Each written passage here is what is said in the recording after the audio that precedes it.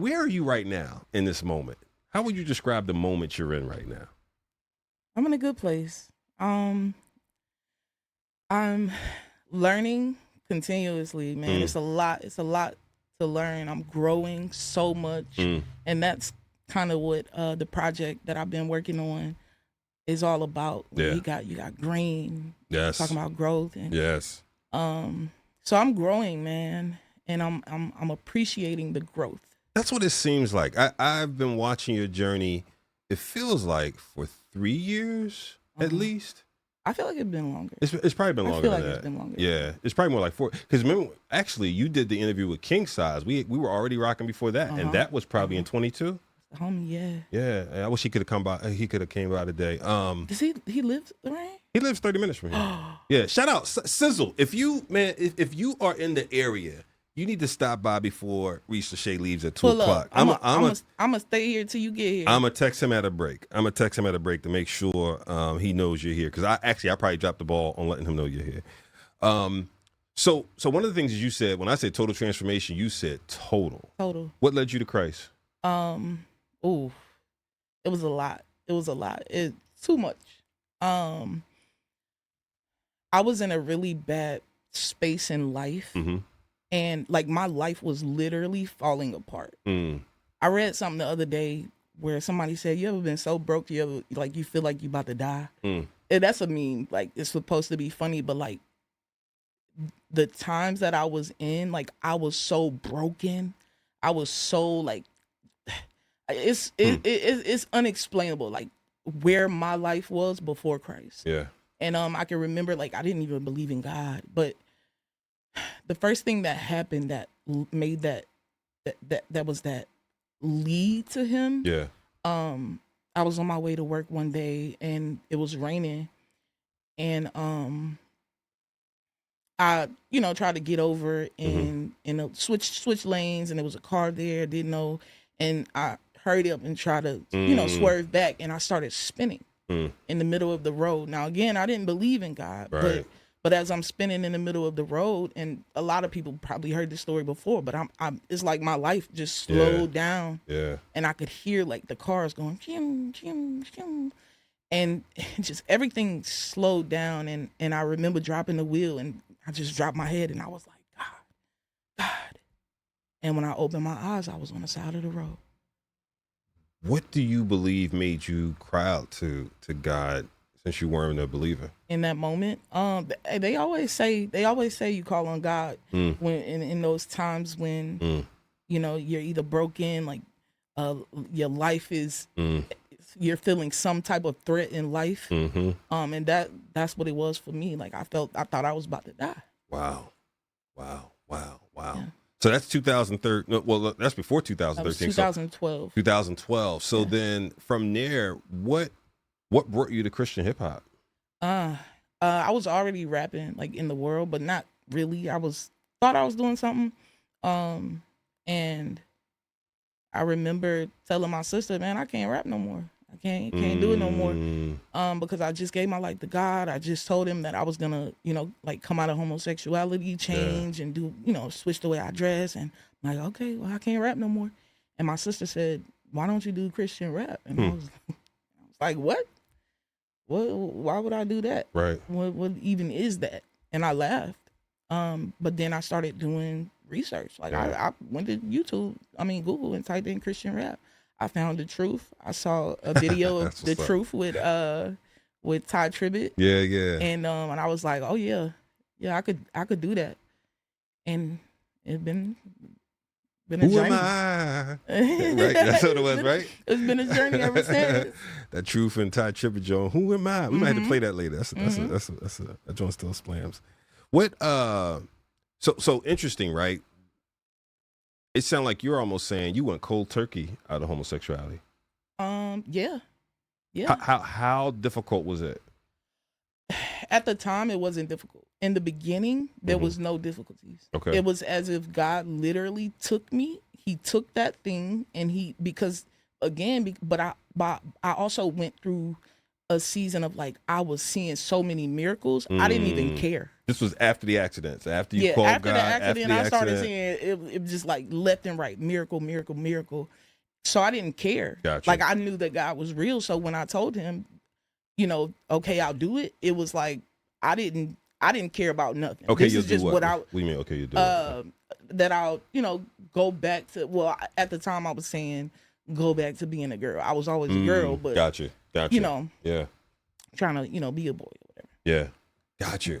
Yeah. Gotcha. So during that year before you came to Christian hip hop, what was the journey like? Were you able to find a healthy, well balanced church? Were you able to have people around you who were helping disciple you, or were you kind of on your own? How would you describe that period? Yeah.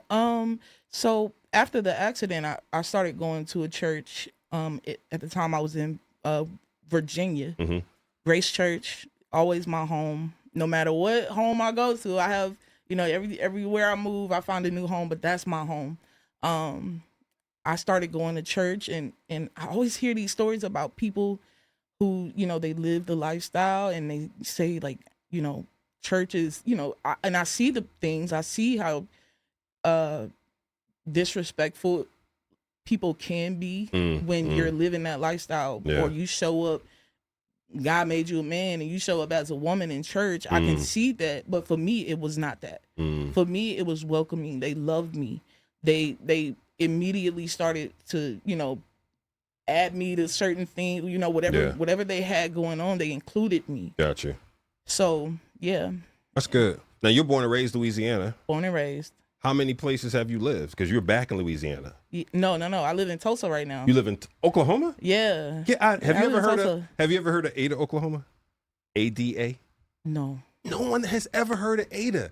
So that's where I worked for years. Okay. Yeah. Well, we were living in Dallas, and I would go to Ada, usually Monday, come back Thursday night or Friday morning, and and I go to Tulsa every now and then. Yeah, okay. How long you been in Tulsa? I've been in Tulsa since November. What made you move?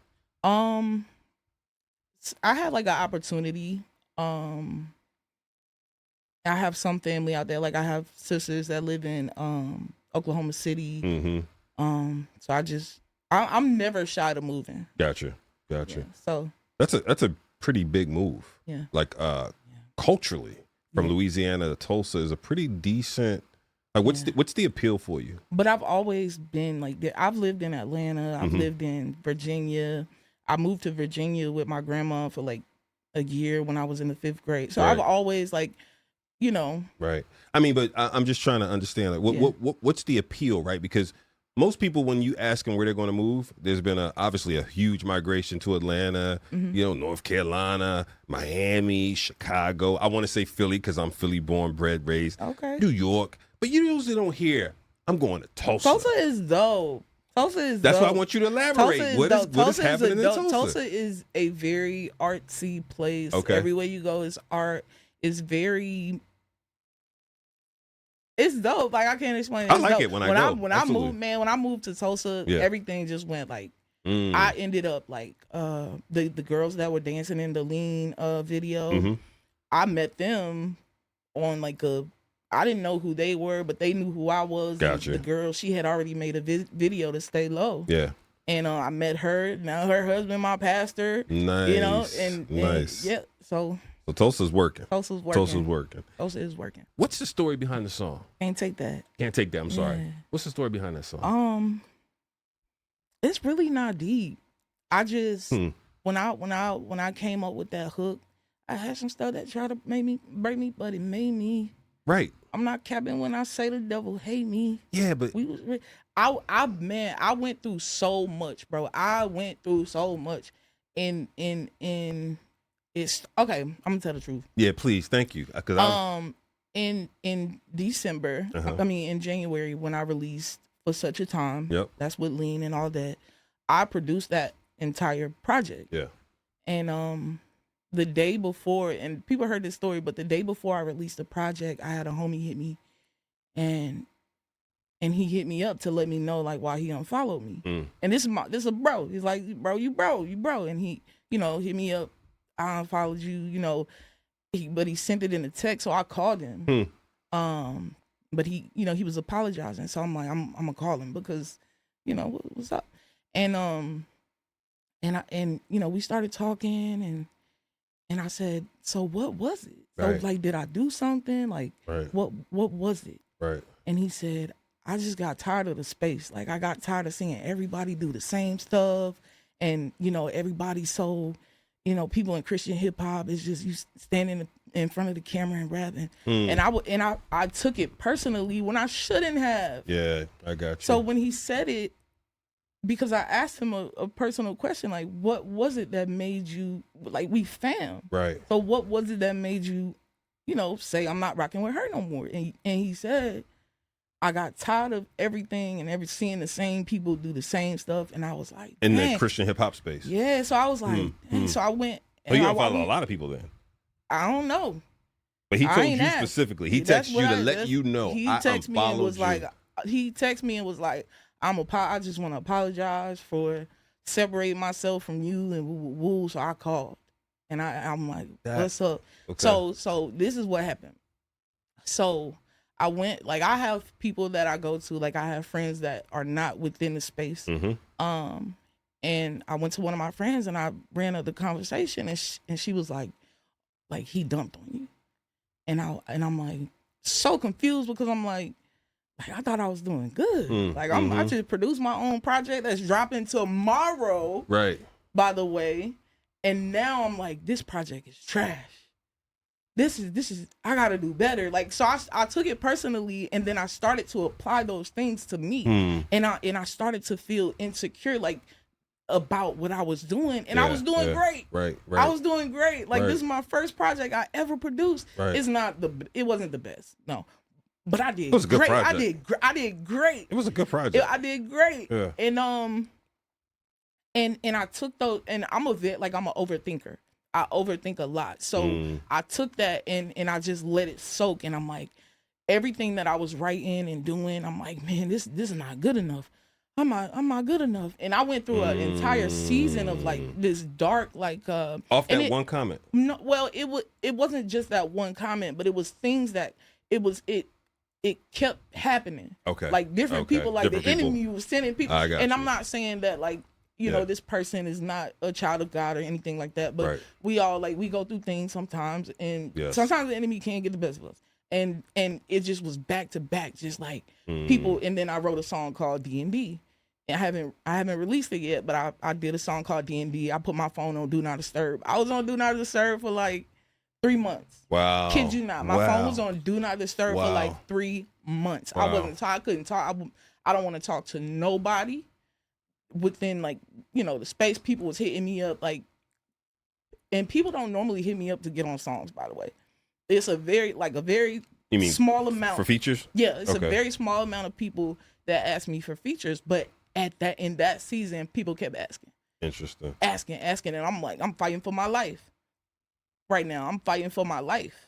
And but also at the same time, I have ADHD like really bad, so I stopped taking like Adderall. Gotcha. And I'm like, I'ma just do,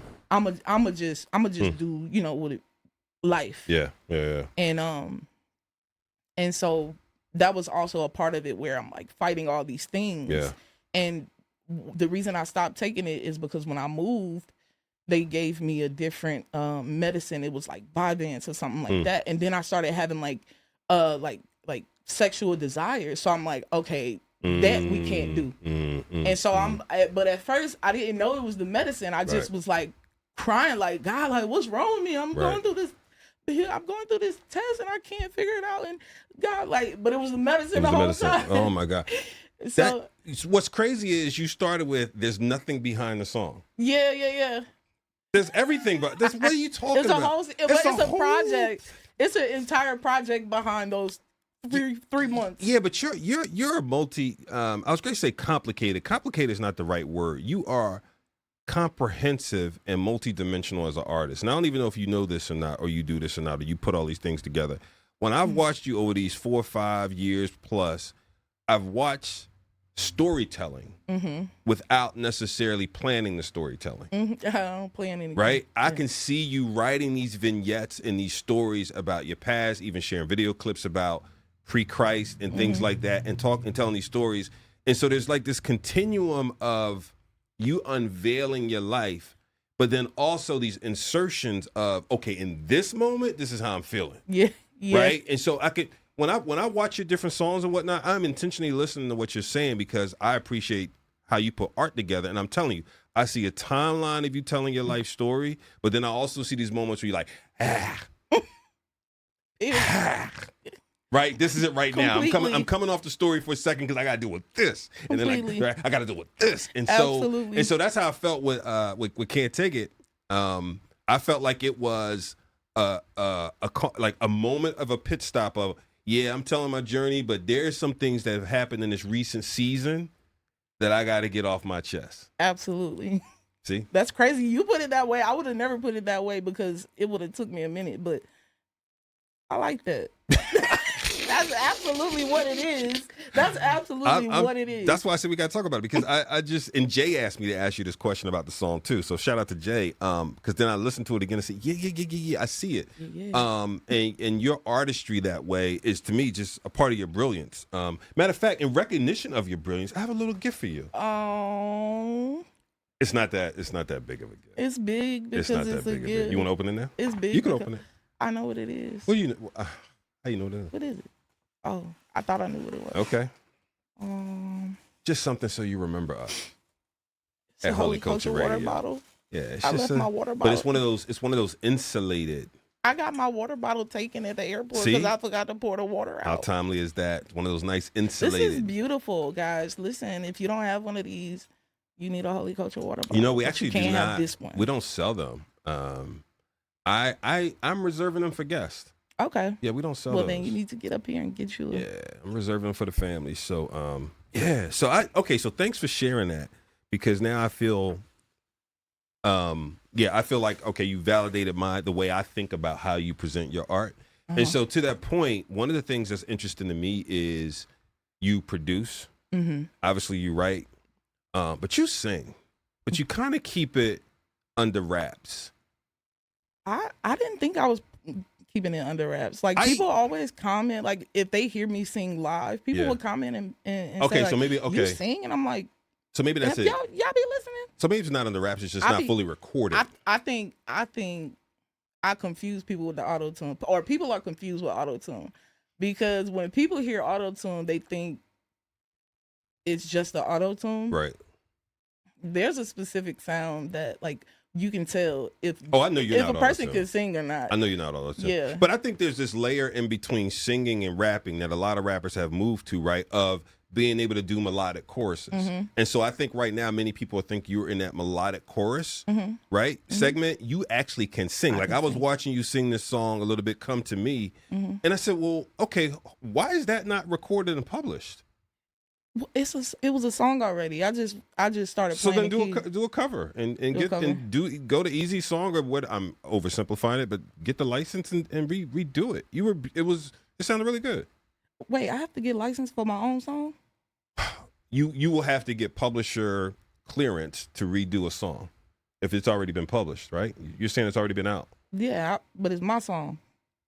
Oh, it's your song. Yeah. Come to me. Okay. Come to me. Come to me. You wrote and did that. Yeah. It's when was it released? 2021. It's on the All Love project. I totally missed that. Yeah, it's on 2022. All right, so erase everything Love. I just said because I totally missed that. Yeah.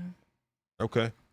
So all right, my bad. Totally missed that. Okay, so when we come back, we have to explore more with Reece Lache. I've just got so many questions about how you're doing now too, because to me. And you can correct me if I'm wrong when we come back. I see you flourishing this year in a different way. Despite all the stuff you said about unfollow, messing up your confidence for a second, making you question everything, I feel like this is a year of flourishing. Yeah, because I can't take that no more. That's it. One of the things that I wanted to ask you about was, what's the state? Well, it's actually a two-part question. Talk about how you view ministry and business. I I haven't figured that part out yet. Say more. Honestly, I'm getting there. Okay. Because business is a little more difficult than ministry. How so? Because with ministry, it's ministry. Just Like show up. You just show up. You do or try your best to do what God says do. Right. And be your best. Right. As Christ say. But then within the business, it's a little more difficult. Elaborate. I mean, you can't just lay that up there and not. What's difficult? You have to be able to, in some ways, separate it sometimes from ministry. Sometimes. And the reason I say that is because not everybody runs their business as a ministry. Understood. Absolutely. Some businesses are more ministry based, and some ministries are more business based. And you just got to know, what's what. I heard someone say, I want to make sure I give the right person credit. I think it was Ebony Funderbrook. We were at the NAGR breakout or conference during the Stellar Awards, and I think Ebony said, many times we conflate ministry and business, right? And it's not healthy for us. It's not a healthy conflation. Okay. Do you feel that takes place sometimes? Like things get intertangled and we can't have a clear conversation sometimes about ministry or sometimes about business and them not get intermingled inappropriately? I have to say that I honestly do not know. Okay. I'm not the best when it comes to business, man. I'm not the best. So that means you must have a brilliant team because you are moving. No, I'm like, I keep God in everything I do. That's good. I'm like, my team is real. Like me and Shalon, she handles all my bookings. Everything else I do. But like I said, this is a flourishing year from you. Let me ask this question. How would you compare and contrast where Reece Lache is in 2024 versus 2022? Ooh. How would I compare it? What has changed for you? I believe that I've grown so much mentally.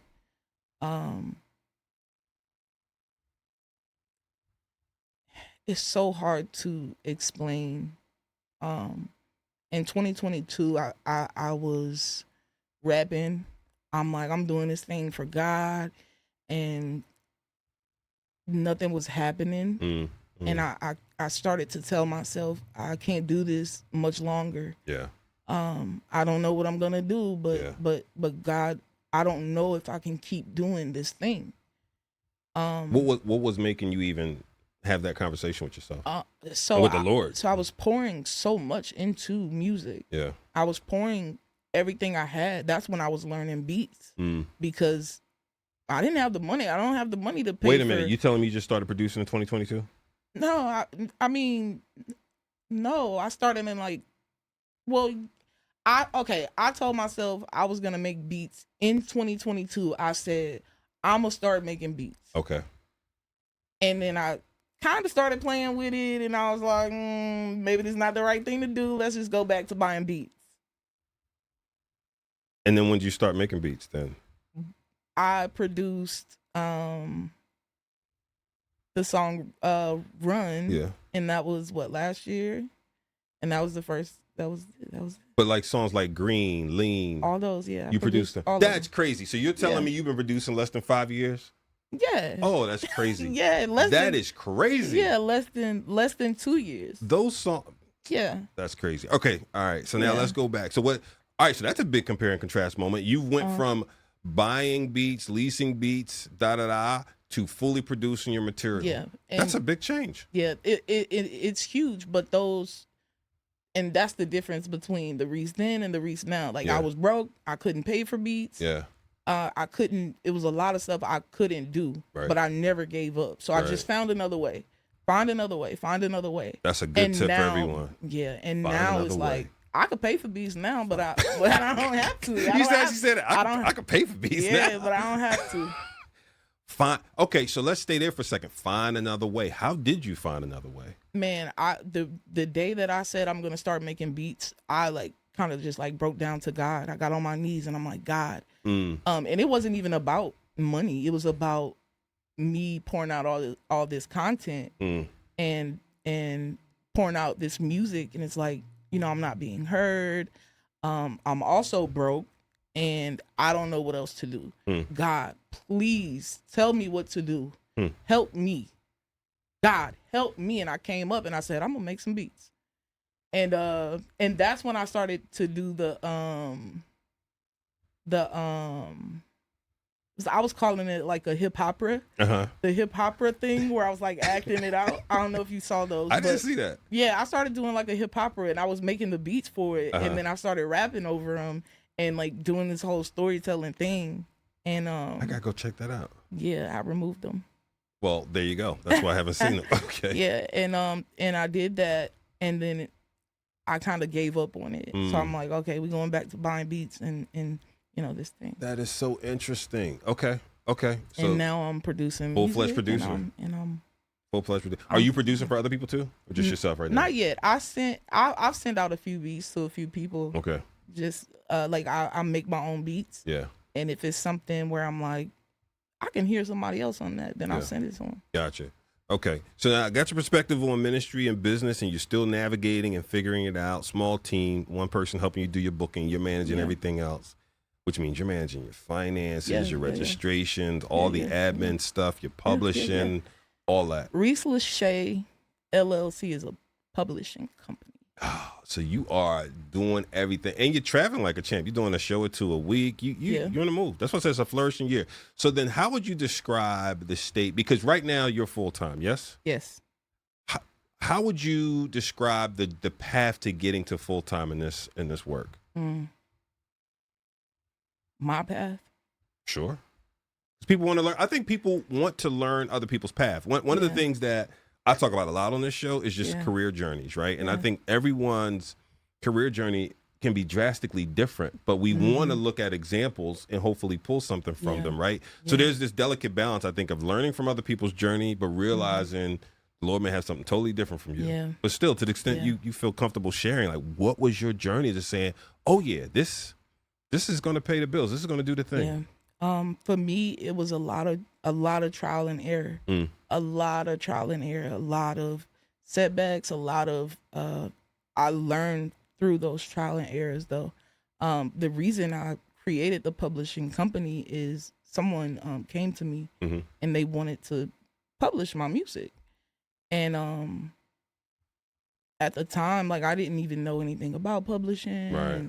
And so when I found out and I started to learn, I'm like, why would I give that to them? And so I created it. Got it. And that's kind of how my journey has been ever, like, all this time. Gotcha. All this time has been like, you don't have this, create this. Right. And I've just been like, my entire life is creating. Gotcha. Who does your artwork for your covers? I do my own artwork. That's what I knew you were gonna say that. Yeah, so you do. my own. So you write it. You create the graphic illustrations. You manage your socials. Yeah. So, so what's your sleeping patterns like?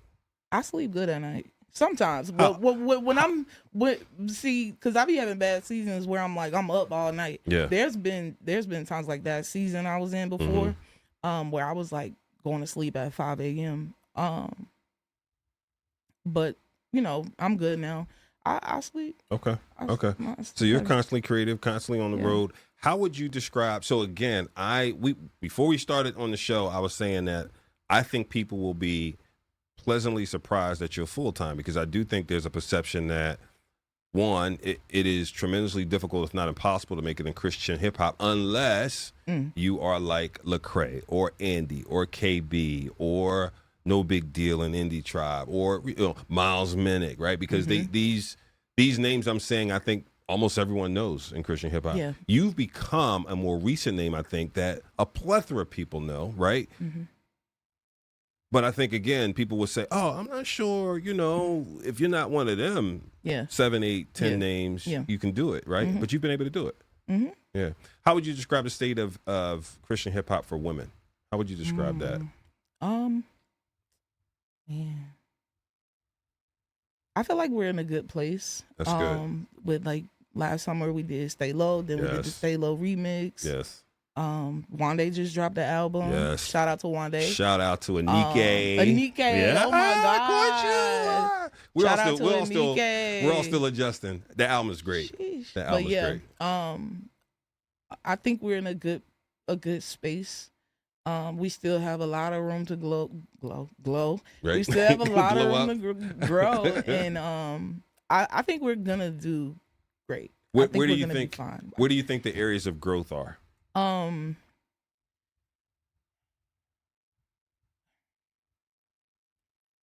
would say like collaborating. And I say that because I believe that with that will be more seen and more women will be noted. Gotcha. So I would say that collaborating. What can others in the industry do to be more helpful for women in Christian hip hop? For women, I can't really say because I don't think this might sound bad, y'all, but I don't think people should like show us like special treatment just because we're women. Like I don't think I just don't, I think we should be held to the same standard as everyone else. Sure. And oh, we're gonna have to come back on that one. I like the thought. I just wanna unpack that thought a little bit, particularly given where you are in it. Yeah. That is an interesting perspective I did not expect to hear. So I want to hear more. Thank y'all for Instagram Live. For those who are there, I'm gonna make sure we ask some of those questions. We've got questions around top 5 artists right now, excluding yourself. I can't exclude myself. King Legend.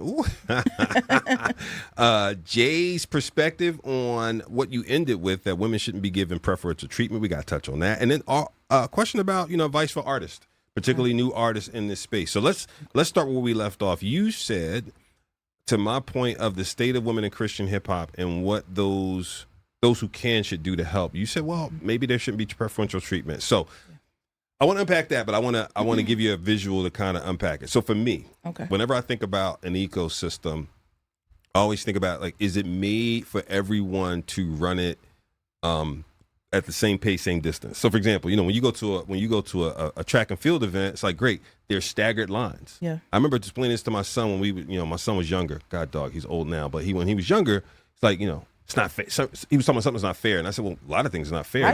Right. The only place fairness is the only place they try to insert fairness is there because the circumference is different. They put the staggered lines in to make sure everyone gets the same opportunity. Yeah. So with what you said, do you believe women have the same opportunity in CHH?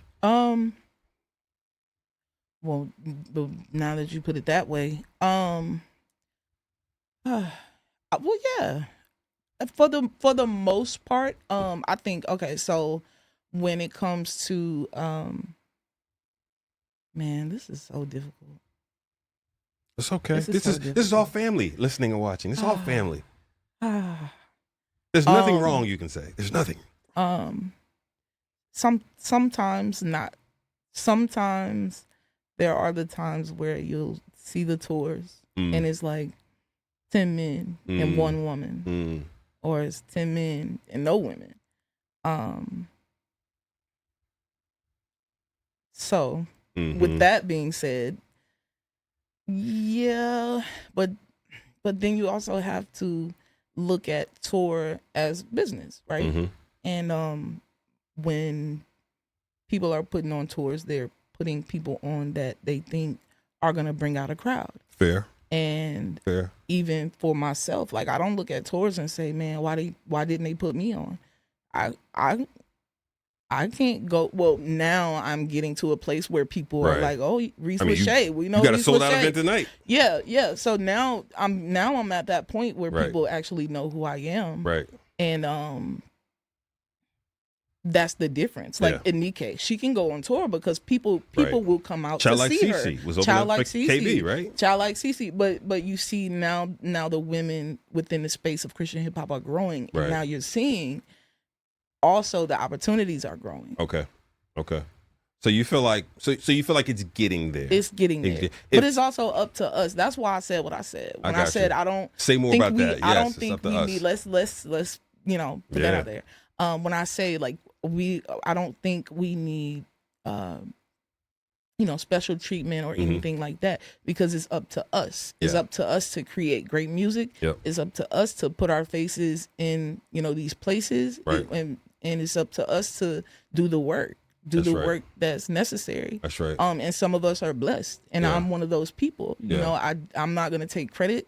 I'm gonna give the credit to God, and then I'm also gonna give the credit to me being a part of Reach Records playlist.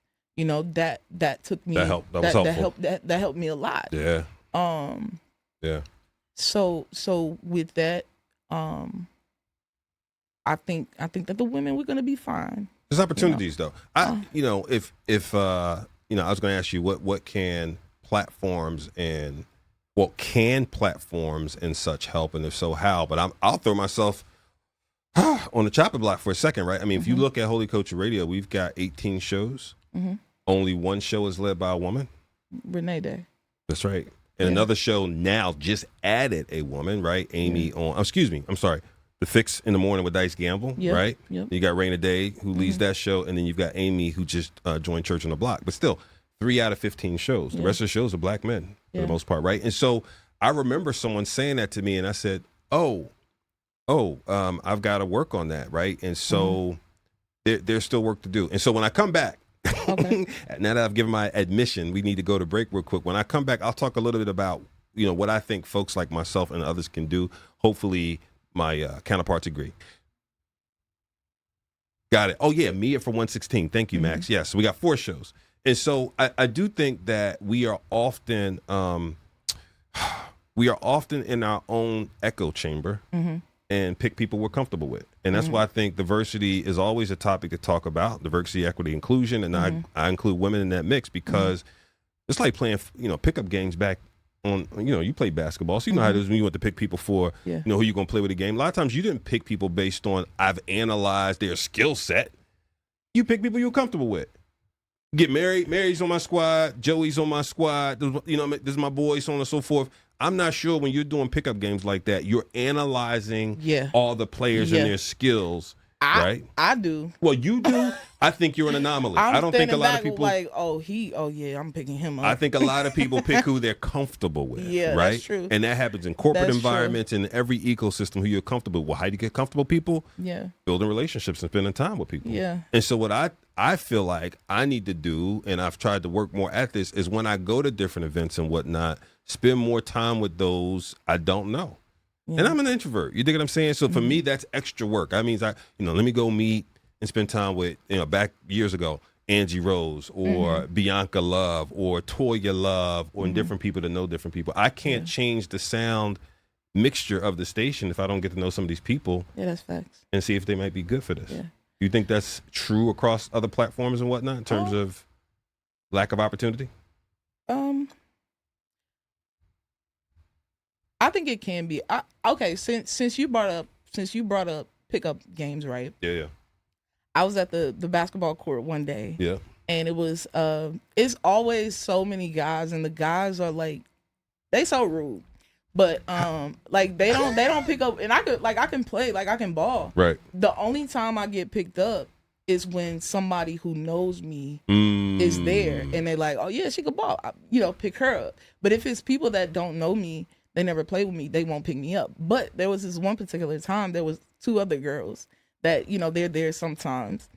And one of the girls, like, she created her team. Yeah. And she was like, we're going to have a women driven, like it was me, her, the other woman, and 2 other guys. And we were playing against 5 guys. And I'm like, I'm gonna play. She let you know. I'm gonna play. I'm gonna play. We lost so bad. But I can't say. You can't say Okay, it. I can say. Like, it was three women of a team of 5 Mm-hmm. versus all guys of people that really play. Okay. And then you have two women that they kind of play, or Right. they play for fun. Right. Well, And then I played all my life, and it's like, I got you. The balance wasn't there. I mean, The balance wasn't that's there. a tough one, right? That's like saying take your favorite NBA team and put it against your favorite WNBA team. Exactly. I don't know. Exactly. I don't know. So I think there's a lot of people who, when they do pick, they're picking like, Yeah. this person's dope, this person's dope, this person's this. Yeah. Now translate that back to our space. Yeah. Do we have more feature opportunities, collaboration opportunities, cross production opportunities For me, for women in CHH? I can only speak from what I know. Mm-hmm. For me, like I said before, like, not a lot of people were asking me for features. Gotcha. I wasn't getting features. Nobody asked. That really surprises when me. When I would ask people, Yeah. it'd be like crickets. That's why when you go to my Apple Music, it's like 5 people. I got a handful of people. Yeah. Features. But now, because I've grown, more people and like, we could work with her. Yeah. But not only have I grown in terms of like as an artist, I've grown all around. All around. So now I'm producing, and now now that I'm producing, I'm in control of my art. Yes. So when you listen to a beat, I know exactly how that person felt when they made that beat. Yes. I can tell you what they were thinking about. And so now I take my own thoughts, I put them into this beat, and then I can create, and it feels so much better. And I think that my music is also showing that. It's showing that now. It's like it's getting better. Yeah. And now I'm getting features. Yeah. Now like I got one I accidentally I got a track with Paris. I sent it to Paris just to let him hear it because Paris also lives in Tulsa. Gotcha. And, Does he? I didn't know that. Yeah. Okay. And so I sent it. Sometimes I send out music to a few people, just to see what they think. And he was like, "You sending me these songs to get on them, or like, because this y'all dope." Right. And I'm like, "Well, hop on it." Yeah. And there you go. There it is. That's beautiful.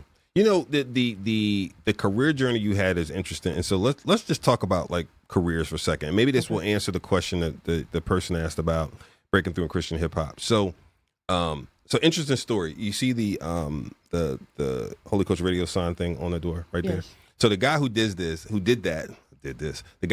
that owns a company called Fast Times, right? So he's in here, we're talking, and he was talking about the difficulties of, like, we're wrapping up, of hiring people nowadays. And he's like, I've got 2 stores, this, that, and that, but you can't keep people hired. Like, and I said, well, maybe it's a pay rate issue. He's like, I start people at $20 an hour, $22 an hour. Okay. And they don't even have to be that experienced. I said, is that right? Now, I don't know how far that can go nowadays. Things are tight. Grocery store is heavy. But his point around either people not showing up for interviews or I hire them, they don't show up for the work, and so on and so forth, it had me think a lot about the current generation and this kind of, sometimes I feel this pivot of passion, purpose versus kind of practicality, right?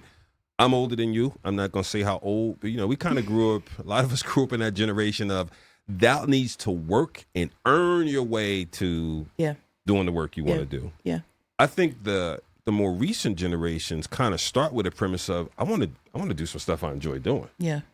Where do you see that? Like, where do you see that in kind of the career management mix? This whole thing again of like purpose, passion versus practicality. How do you think about that? Because being an artist is not practical all the times at all. And not at all. I think it's a good thing. Like I have a friend who's like in the medical field who's doing something they don't want to do, and I'm like, well, then why are you doing it? Why are you doing it? Yeah. And I think it's a great thing that more people are getting a hold of their purpose. And I actually like I want to be more a part of that. speaking up and letting people know, like, hey, instead of like, the meme that always goes around that talks about like, everybody can't be a rapper or actor or this. We need plumbers too. And it's like, well, let the plumbers handle the plumbing. If you got the calling for being a plumber, if you called to be a plumber, right? But I'm gonna be a rapper, right? So I think it's great. I love to see it. What do you think people need to do in order to, if you're going to pursue that path or even start thinking about really pursuing your passion and purpose, given the journey you've had, if you were doing it all over again, would you do anything different? And if so, what? I wouldn't do anything different. And the reason I say that is because in the very beginning, God already gave me the word. Whatever you do it as unto the Lord and not man. Sure, I've strayed away from that. Sure, I've listened to what people said and I've allowed it to get to me and I've allowed it to taint me in some ways for a little while. Yeah. But then I always come back to that word and I remember, whatever you do it as unto the Lord and not man. This is not for you. Yeah. This is what I'm doing. If you don't like it, that's okay. Somebody will. And I've always remembered that. So I wouldn't change anything. That's good. He that's like good. God really helped me together during this entire journey. Is that what got you through those moments where you said, man, God, why'd you put me here? Because this is not covering the bills. Like what am I doing? Is that what in those moments, what helped you pull through? Yeah. It was always my conversations with God. It was always those moments with God where like, even though I'm crying and I'm mad and I'm like, God, like, what are you doing? A peace would always come over me. Yeah. A peace that would always come over me. That's good. Feeling of like, it's okay. That's good. That's good. It's okay. That's good. Now let's stay there for a second, right? So one, it's so good to hear that God has once again and always does, but I think we need these reaffirming stories, shows up. Yeah, always. Always. Always. Stick and stay. Right? It's like when you're playing football and your coach says, stay home. Okay? When we come back, I want to go back into this a little bit because to our point earlier, our discussion earlier around ministry and business, what you're talking about to me is that relationship with the Lord that kept you grounded. In the same way, I want to talk a little bit about the business things you had to learn along the way to get you here as well. Hey, y'all, we're going to be right back. This is the Quilling Solution Show right here on Holy Culture Radio. All right, so let me hit some of the questions from the live and make sure we don't miss some of them. Your top 5 CHH artists. Oh, I'm always going to say, okay, this is not in no order. This is not in order because they all have, I listen to everybody for different reasons. Sure. J Monty. Bars. Mission. Bars. And melodic. Yes. I just recently started listening to MOG Trey. But him. Not familiar. I gotta check him out. Okay. Aha, love Aha. Yeah. Louisiana. Melodic. Stand up. Yeah. Who didn't I say? I said J Monty, Mission, Aha, MOG Trey, Paris. Yeah. That's it. That's 5. Okay. That's 5. That's 5. Okay. J Monty is bars, bro. And Mission has that melodic motivation, bars. I remember his first album, man. I love Mission's first album. I can't wait to have Mission come through, man. He's got a lot to say. Yeah. Okay, so Jay asked, what would you tell the Reece Lache of 5 years ago? And what I think she actually, let me refine it. I think she actually said, what were you doing 5 years ago that set you up? Yeah. What was I doing 5 years ago that set Reece Lache up today? 5 years ago. I don't even know where I was 5 years ago. But I'm a estimate and say 2019. I was believing. I was just believing, man. So just believe. That was actually one of the first songs I ever recorded. It had this sample that said, just believe in me. So like, just believe when God tells you something, when God tells you to do something, or wherever he tells you to go, belong there. Believe that. Believe the words of God over your life. And trials will come. Yeah. You know, things will come to try to steer you off, but when you believe and you remember and you know that this is what God set for me, nothing can stop you. That's good. That's good. Okay, so back to what helped you in the journey. Again, we talked about the ministry part, your relationship with God. That has seen you through getting from, point A to point B to point C. But talk about the technical and the business things that you had to learn that helped make you the Reece Lache you are today. Yeah. It's a journey with business and technical. Like everything I learned from situations, man. Were there any key mentors or people who walked alongside you or any of that? Many. I had many mentors, many people, many seasons with those people. One I can shout out to. I don't know if you know SO Gideon's Army. Gideon's Army, yeah. Yep. So SO from Gideon's Army, Pastor Rich, still to this day, like he's a mentor of mine. Yeah. Like anytime I'm going through whatever I'm going through, I'm like, hey, and he already know, like he's ready. Yeah. He's ready. I'm like, I know that he knows. He always say, I know this about to be good. That's good. Because when I call him, it's like it's always something. So yeah. Many people. Yeah. So people. So staying true to the Lord, learning, grinding, involving mentors and whatnot. And the learning and grind, it's interesting to me because again, having watched you this whole time, I always saw a fighter. Yeah. I always saw someone fighting, like just relentlessly fighting. And I think about that from that perspective of, and people, this is not a shot. I just want to say it though. We all have to have some resilience.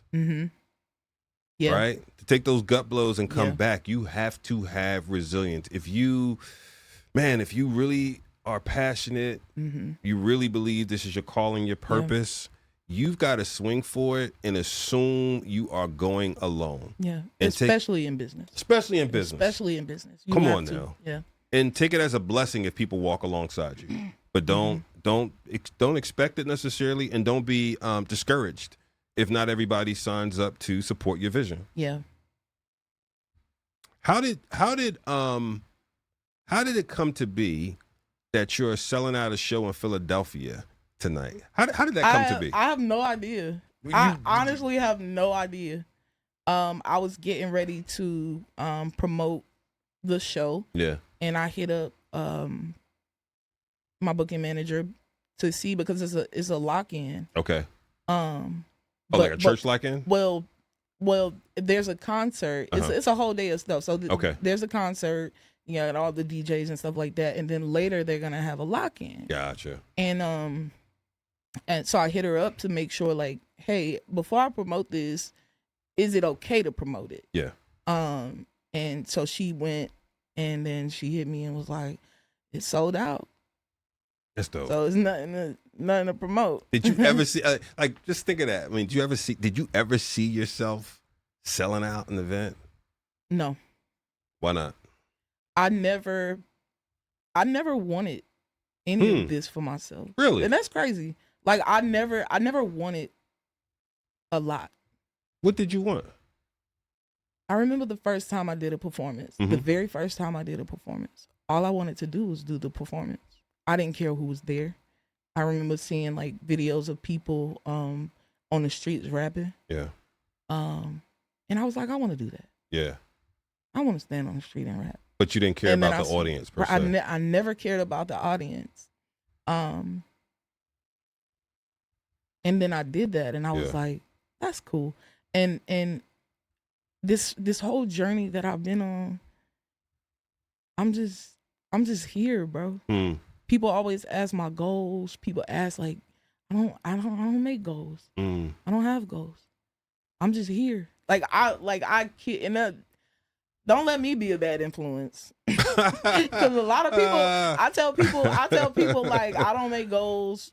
I didn't dream, like, I don't see this. I didn't wake up one day and like, I want to sell out a show. No, don't let me. A lot of people hear me say that and like, that's not good. Yeah. I could probably be farther if I was making goals. Don't know. Look, but all I know is I can't be disappointed in anything. Here's the funny thing. When you say you don't set goals, the interesting thing is, well, it depends on how you answer this question. What is guiding you? God. And what about God is guiding you?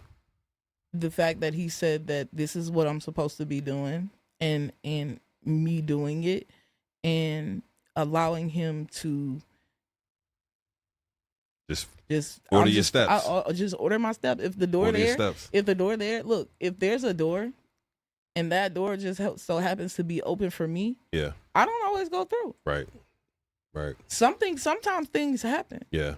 And it's like, well, not going through that door. Yeah. So it's interesting because when you say that, if I was your business manager or your executive coach, right, part of it would be, well, I'm not sure you don't have goals. They just may not be in the format that people are used to hearing them. Yeah. You said you want to be submitted to God. You said earlier you need to present things with a quality for God. Yeah. You said earlier you need to be progressive and moving forward. You said earlier you've grown in production. So they're there. They're just not in the format that some people may be used to. I'm like this. Yeah. It's the ADHD. Like I don't think I'm so serious. I don't think, and I used to cry about this because I know that I'm like my inside of my brain is different.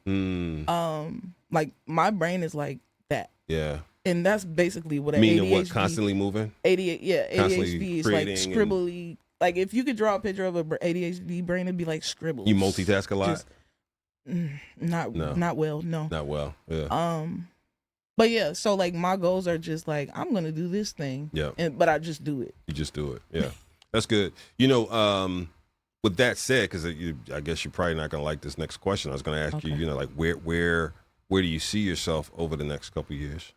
Wherever God takes me. I see. Wherever God just that takes simple. Me. Wherever God takes you. But I see that as a benefit for myself. Like I just said, like I'm hardly ever disappointed. Yeah. That's good. You know, so that's good. If I don't get a thing, like I'm not like, oh, I want a Dove Award. Yeah. And then I never get one. It's like I never thought in my mind, oh, let me go get a Dove Award. Yeah. No, I don't care. Yeah. If I get it, I get it. If I don't, that's good. You know, it's interesting. You know, you gave a lot of good advice about, again, to that question of passion, purpose versus practicality. And you're like, man, walk in your purpose. Why not? Why not chase it and everything that comes along with it, including God's provision? Yeah. And then you also talked about the technical and business side. Let's also just shift that question just a little bit. What would you tell a person to not do that you see often happening? What is a pitfall or two that people could avoid?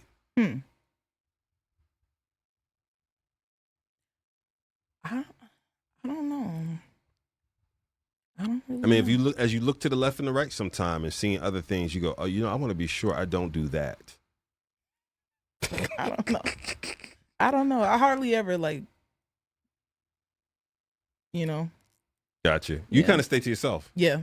Stay focused on, like the horse with the, I forget what you call those joints. That's literally like, this is what I see. Like that, but with ADHD. But even when I'm like, if I'm walking in the store, I don't see anything. I only see where I'm going. I kid you not. I've been places where people be like, I saw you and you didn't speak. Well, I didn't see you. Yeah. I didn't see you. I'm sorry. But that's literally like. That's cool. I can only focus on one. My ADHD only allows me to focus on one thing at a time. Now, you know, what's interesting is as you start selling out shows and all those things, you can't help but have a different place of importance in people's eyes. I know, that's crazy. And what's so interesting about it too is even sometimes when people don't know exactly what you do, there's almost an aura around you that she must be something seems so so when people ask you, hey, what do you, I just couldn't help but notice that you seem special, whatever, what do you do? What's your response? So this actually just happened. I went to one of the churches I went to. I went to shoot some content. and it was a girl in the front office. I went in the office to get her to open the door, and she said, and I asked her. I told her I was gonna shoot content, and she said, "You look like you were somebody." And then she was like, "Wait a minute, I danced to your song." Like, and then she brought up this dance, and she actually has a video of her dancing to Stay Low, and it's crazy because she literally said that. She said, "You look like somebody, like you look like you were somebody." And a lot of people don't know when they see me, they don't know, oh, that's Reece Lache, you know. So if I start singing Stay Low, they're like, I know you, but and it's getting new, but most people don't know me when they see me, but they do, but they can tell, like they can tell. You look. They can tell, and they're gonna be happy when they go into your catalog. Not all the time either, cause not all the time. Yeah. I mean, I remember the song. What was the name of the song? You didn't call me a Buddhist and saying you ain't got to do this. What's that song? You know what I'm talking about? One of your early joints. Think you call me the Buddhist and saying you ain't got to do this. I told Pavin take off and I threw it. Yes. What's that song? What's that? I can't remember that. That's one of my favorite. It was one of my favorite songs. It was in my workout playlist for a minute. But anyway, one of my observations is interesting too, that you said performing wasn't a thing for you necessarily that you want to do or have big audiences. But I've watched some of your videos from events, and one of the things that strikes me is I've seen videos with you on stage with large crowds in front of you, but then I see the videos where you are out in the crowd, and you look mad, comfortable's not the right word, intentional in being in this circle of like surrender and tapping hands with people. And if you sweat, you sweat. If you cry, you cry. If your hair flies over the place, it's going to fly over the place, because in this moment, we are going to worship God, give it up to God. I mean, is your head in that space, or where is your head doing that in those moments? My head is never even there. It's like I'm like sometimes I'm performing, the Holy Spirit is so heavy. Like there has been times where I cried. There has been times where I broke down. In California, Miles and all them was there, and I broke down there, and but hold on, because I'm going backwards. That's okay. The time, because you said something about touching hands. Yeah. There's a specific video where I'm worshiping God and I'm singing So Glad, and all the kids are reaching up for high fives. And I gave the first high five, and then they all started like doing this, and I'm like giving out high fives, and then it hit me. Like those high fives started turning into like worship. And so I backed away, and I was like, no more. You know what I'm saying? And I actually explained to them why. Because as I was doing this, and they were like trying to, because I can tell that they were trying to touch me, but not in a like type of way. They were worshiping me. They were. Got it. And I explained to them, and I said, I'm sorry, but look, I'm a human. Right. I'm a human being. I mess up just like everybody else. I'm just like you. And that's one thing about me that I'm a very intentional, and I love that about me. Yeah. I am so human. And when I say that, it's like, duh, but no. It's a lot. As an artist, it's so easy to be like, I'm an artist. I'm you. I was standing in line at a Miles Minute concert in Houston. Yeah. And I was in town because I had an event there. And so I just went to support them, and I was standing in line with everybody else, and they was like, "Why you out here with us?" Yeah. And I'm sweating with them, and I'm like, "Cause I'm out here with y'all." Right. I really couldn't get in, but but I enjoy being out there with them. Right. Like they knew who I was, and I'm like, "Hey, well, we talking. Absolutely. We out here together. Yeah. I'm just like you." Yeah. That's so good. Yeah. So in those moments when I'm going down and I'm in the crowd, like, it's a feeling of like, I want to be in the midst of y'all. Yeah. That's good. I want to be down here. It look better from upstage. Like I get better pictures and stuff like that, better videos when I'm on stage. But when it just feels more Yeah. How did Intimate. the kids receive that when you said that to them? They received it like they was worshiping me. Yeah. Oh my God. They received it like they received funny. it. Listen, let me get you out here and get you ready for this show tonight. Tell people how to stay up with everything Reece Lache. Yep. So you can find me everywhere at Reece Lache. Everywhere at Reece Lache. Spotify. Put me on them playlists. Apple Music. Run them numbers up. Facebook, Instagram, YouTube, Reece Lache, everywhere. TikTok. I never say TikTok. I hate TikTok. Well, okay. That's for the next interview. We'll talk about that one.